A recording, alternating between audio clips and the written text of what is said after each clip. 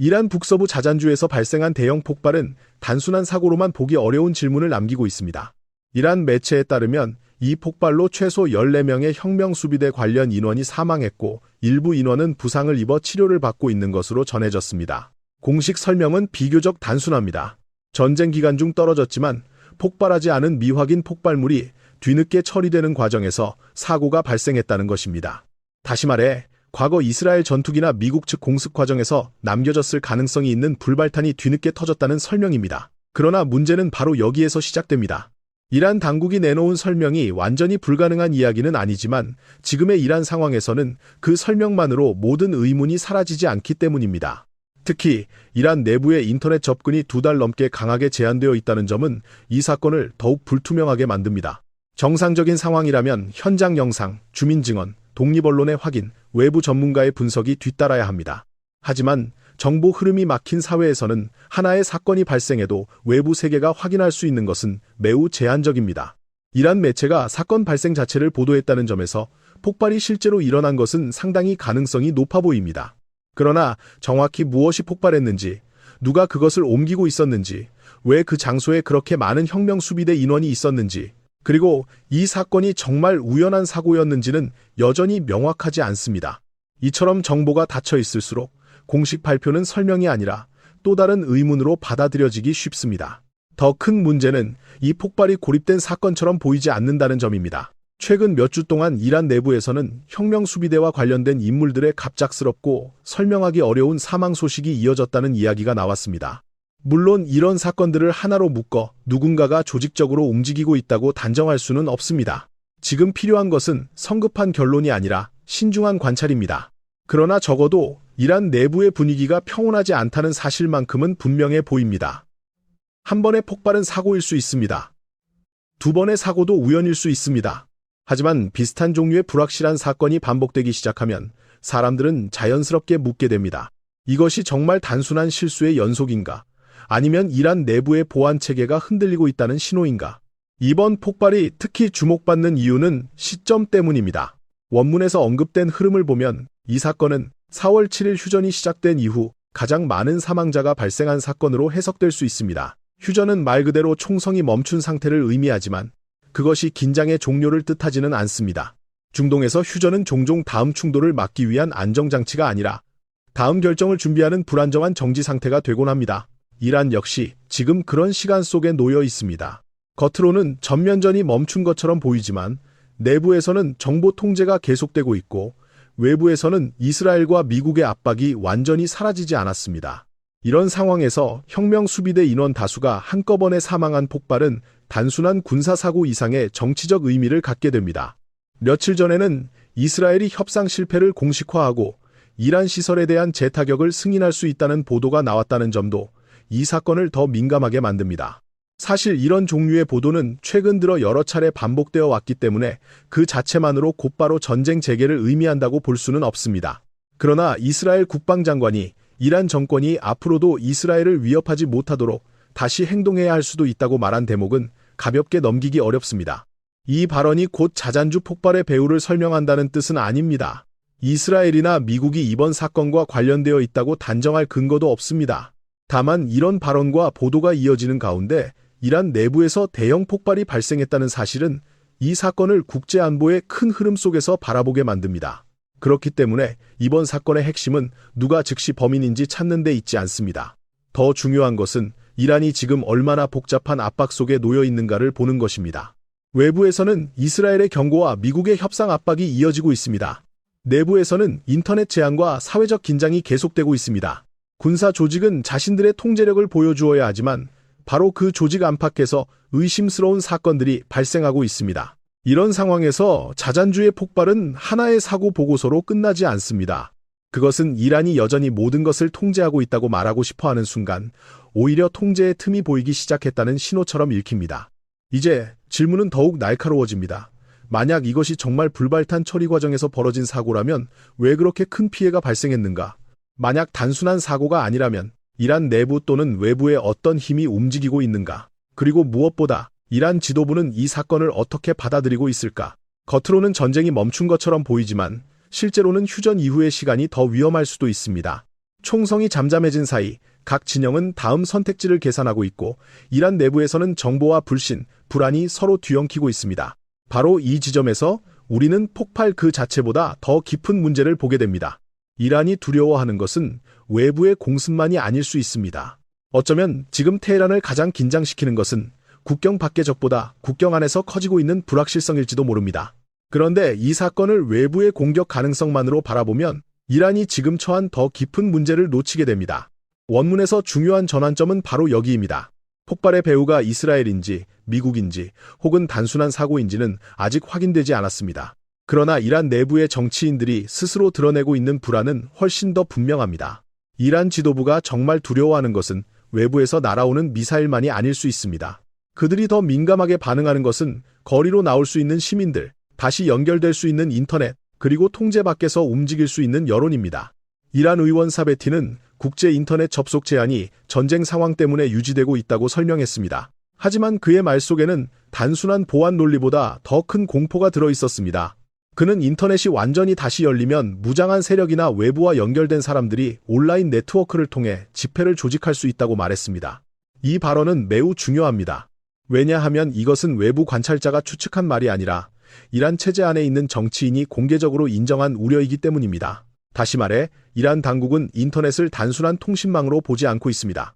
그들에게 인터넷은 정보가 흐르는 통로이자 사람들이 서로를 찾고 모이고 불만을 공유할 수 있는 정치적 공간입니다.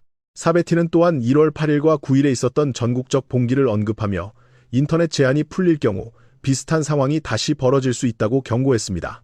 여기서 핵심은 과거의 사건을 얼마나 자세히 묘사하느냐가 아닙니다.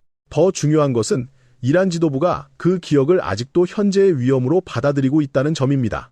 정부가 인터넷을 닫아야 한다고 말하는 순간 그것은 동시에 사람들의 분노가 아직 사라지지 않았다는 사실을 인정하는 말이 됩니다.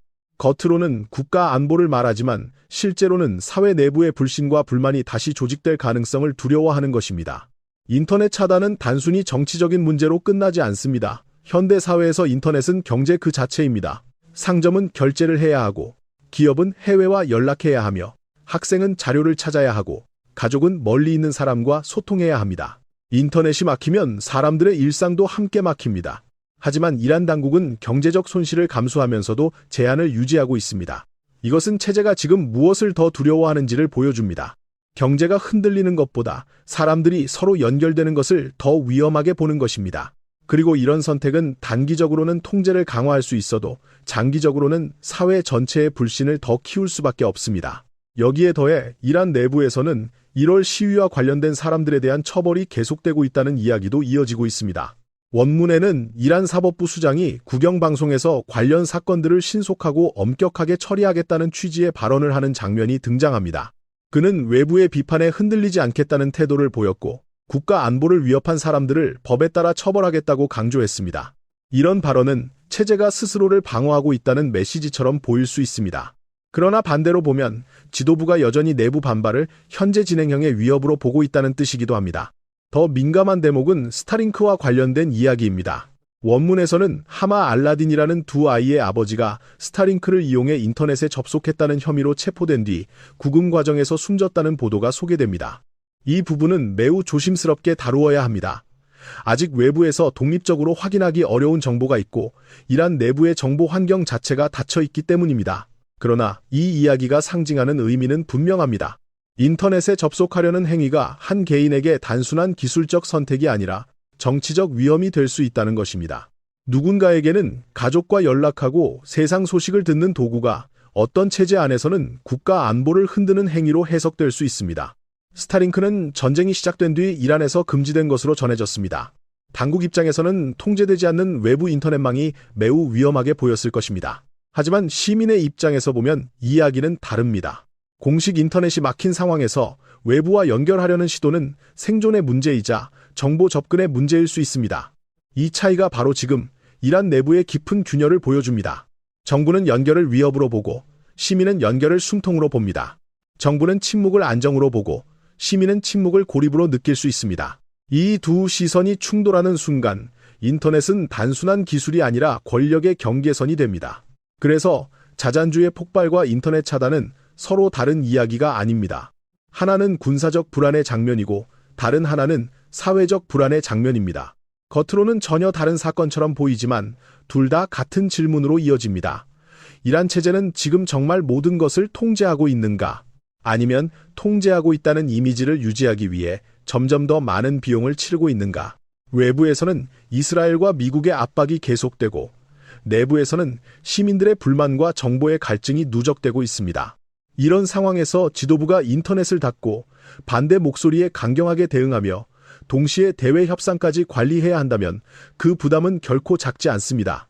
결국 이란의 위기는 전쟁터에서만 벌어지는 것이 아닙니다. 그것은 휴대전화 화면 안에서도, 닫힌 통신망 안에서도, 침묵을 강요받는 가정 안에서도 진행되고 있습니다. 전투기가 날아오지 않아도, 미사일이 떨어지지 않아도 한 사회가 내부적으로 흔들릴 수 있는 방식은 많습니다. 그리고 지금 이란의 가장 큰 약점은 바로 이 지점에 있을지 모릅니다. 외부의 적을 향해서는 강한 언어를 사용할 수 있지만 내부의 불신은 그렇게 쉽게 진압되지 않습니다.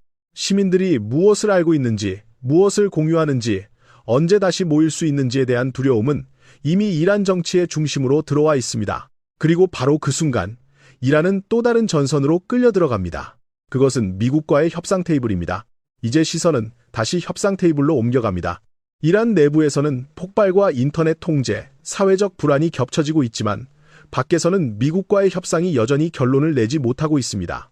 원문에서 말하듯 이란은 최근 새로운 제안을 미국 측에 전달한 것으로 보입니다. 이전 제안보다 조금 더 나아진 내용이라는 평가도 있었지만 문제는 핵심이 여전히 불분명하다는 점입니다. 정확히 어떤 조항이 들어갔는지, 이란이 어디까지 양보했는지, 미국이 반드시 요구하는 조건을 얼마나 받아들였는지는 명확하게 공개되지 않았습니다. 하지만 한 가지는 비교적 분명해 보입니다. 미국은 그 제안에 만족하지 않았습니다. 트럼프 대통령은 이란이 합의를 원하고 있지만 자신은 만족하지 않는다고 말했습니다. 그의 표현은 매우 강했습니다. 그는 이란 지도부가 서로 맞지 않고 내부적으로 혼란스러우며 한쪽에서는 한 말을 하고 다른 쪽에서는 다른 말을 한다는 식으로 평가했습니다. 또한 이란이 군사적으로 큰 타격을 입었고 해군과 공군, 방공 능력까지 심각하게 약화되었다고 주장했습니다. 물론 이런 발언은 미국 대통령의 정치적 언어이기 때문에 그대로 객관적 군사평가로 받아들일 수는 없습니다. 그러나 중요한 것은 워싱턴이 지금 이란을 협상에서 강한 위치에 있는 상대로 보기보다 압박을 더 가하면 물러설 수밖에 없는 상대로 보고 있다는 점입니다. 이런 시각은 협상을 더욱 어렵게 만듭니다. 이란은 체면을 잃지 않으면서 제재와 군사 압박을 줄이고 싶어 합니다. 반대로 미국은 이란이 이미 약해졌다고 판단할수록 더 많은 양보를 요구할 가능성이 커집니다. 협상은 양쪽 모두가 최소한의 승리를 가져갈 수 있어야 굴러갑니다. 그런데 한쪽은 생존을 말하고 다른 쪽은 항복에 가까운 양보를 기대한다면 대화는 쉽게 진전되지 않습니다. 바로 이 지점에서 원문은 Axios 보도를 통해 협상 내부의 구조를 설명합니다. 엑시오스를 통해 전해진 내용에 따르면 이란의 이번 제안은 백악관 특사 스티브 위트코프가 전달한 미국 측 수정안에 대한 답변에 가까웠습니다. 미국은 이란과의 합의 초안에 다시 핵 프로그램 관련 내용을 넣으려 했습니다. 이란은 그 부분을 가능한 한 줄이고 협상의 초점을 호르무즈 해협 쪽으로 돌리려 했던 것으로 설명됩니다. 이 차이가 핵심입니다. 미국은 이란의 핵 능력을 통제하는 문제를 협상의 중심에 놓으려 합니다.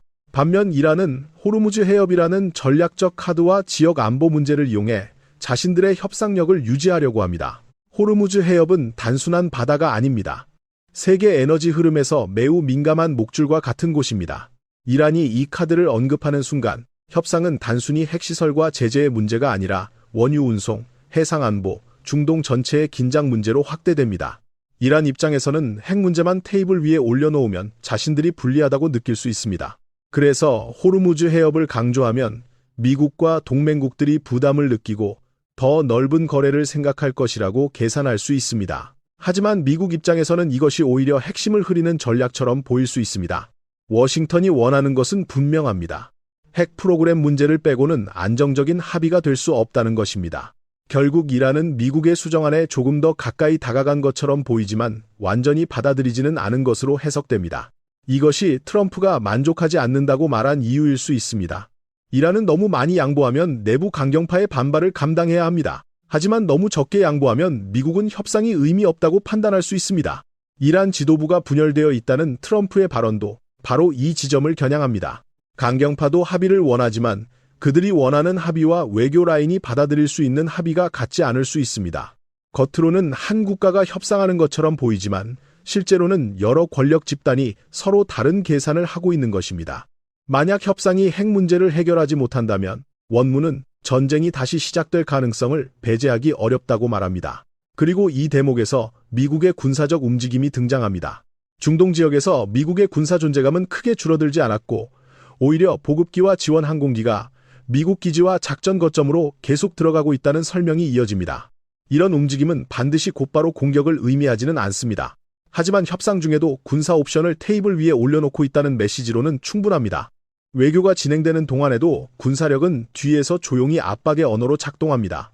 트럼프 대통령이 군 지휘관들과 비공개 회의를 가졌다는 부분도 같은 흐름입니다. 그는 협상이 실패할 경우 미국이 무엇을 할 수 있는지 여러 선택지를 보고받은 것으로 전해졌습니다.